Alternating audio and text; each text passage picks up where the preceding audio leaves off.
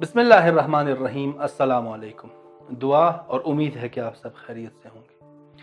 اللہ تعالیٰ قرآن مجید میں ارشاد فرماتا ہے کہ بعض اوقات بعض لوگ جانور یا جانور سے بھی پستر بن جاتے ہیں اپنے زندگی میں۔ ظاہری شکل و صورت میں وہ انسان ہوتے ہیں، انسانوں کے ساتھ زندگی گزارتے ہیں، انسانوں کی طرح زندگی گزارتے ہیں، لیکن حقیقت میں وہ جانور سے پستر بن جاتے ہیں۔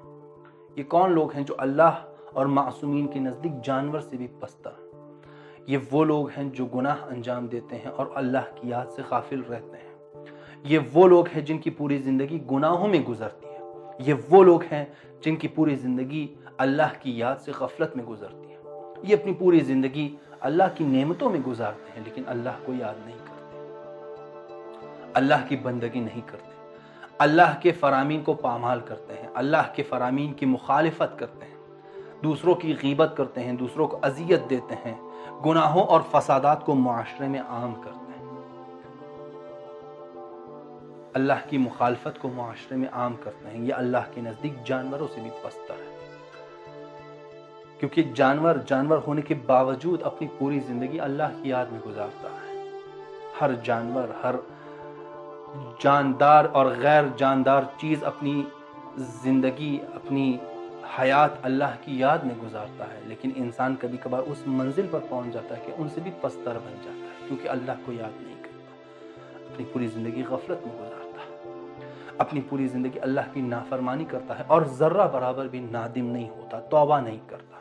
کہتے ہیں ایک شخص کسی دوسرے ملک میں تعلیم حاصل کرنے جاتا ہے، وہ اپنے ساتھ ایک کتا بھی پالتا ہے تاکہ اس کی غیر موجودگی میں وہ کتا گھر کی حفاظت کرے۔ یہ شخص کہتا ہے ایک دن میں صبح اٹھتا ہوں تو شدید برف پڑ رہی ہوتی ہے اور میں نارمل حالات سے زیادہ اپنے آپ کو چھپاتا ہوں، کپڑے زیادہ پہنتا ہوں تاکہ مجھے سردی نہ لگے۔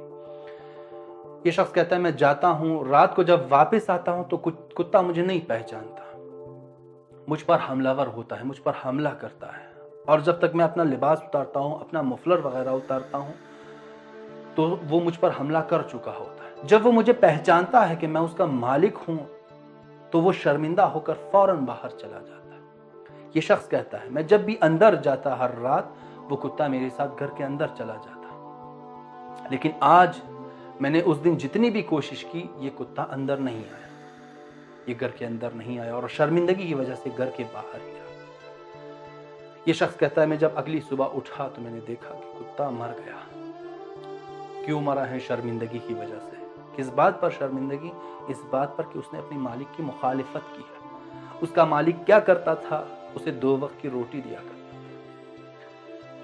اور اگر ہم اپنے آپ کو دیکھیں کہ ہمارا مالک جس نے ہمیں یہ وجود عطا کیا ہے، جس نے ہمیں آنکھیں دی ہیں، جس نے ہمیں ہاتھ دیے ہیں، جس نے ہمیں سب کچھ دیا ہے، ہم انہی آنکھوں کے ذریعے، ہم انہی ہاتھوں کے ذریعے، ہم اسی زبان کے ذریعے، ہم اسی وجود کے ذریعے، اسی اعضاء و جوارح کے ذریعے اسی خدا کی مخالفت کرتے ہیں، اسی خدا کی نافرمانی کرتے ہیں، اور در حقیقت اس کی نافرمانی کر کے ہم اس پر حملہ کرتے ہیں۔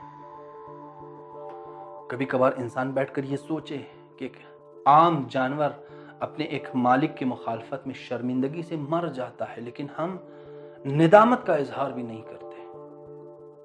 خدا نخواستہ ایسا نہ ہو کہ وہ دن پہنچے کہ ہم گناہ کریں اور گناہ کے بعد نادم نہ ہوں، ہم کسی کی غیبت کریں، ہم جھوٹ بولیں، ہم کسی کو آزار و اذیت دیں اپنی زبان کے ذریعے، اپنے ہاتھوں کے ذریعے۔ یہ تمام چیزیں حرام ہیں، یہ تمام چیزیں اللہ کے فرامین کی مخالفت ہیں۔ تو گناہ کرنے سے پہلے انسان سوچے کہ یہ گناہ انجام دے کر میں کہیں کسی جانور سے تو پستر نہیں بن رہا، اور گناہ کی حقیقت یہ ہے، گناہ کی حقیقت یہی ہے، انسان روحانی طور پر پست ہو جاتا ہے، انسان روحانی طور پر پست ہو جاتا ہے۔ تو گناہ کرنے سے پہلے ہم یہ سوچنا چاہیے کہ فلاں عمل مجھے پست کر رہا ہے، اللہ کی نگاہ میں، معصومین کی نگاہ میں پست ہو رہا ہوں۔ اور اگر انسان اس پستی کو بار بار انجام دیتا رہے، اس گناہ کو بار بار انجام دیتا رہے، تو ایک ایسا مرحلہ آئے گا جہاں پر انسان جانور سے بھی پست ہو جائے گا۔ تو گناہ کے وقت حتماً ہمیں یہ بات سوچنی چاہیے کہ یہ گناہ مجھے اللہ کے نزدیک جانور سے بھی پست بنا سکتا ہے۔ آج کے لیے اتنا ہی، اگلے ولاگ تک اللہ حافظ۔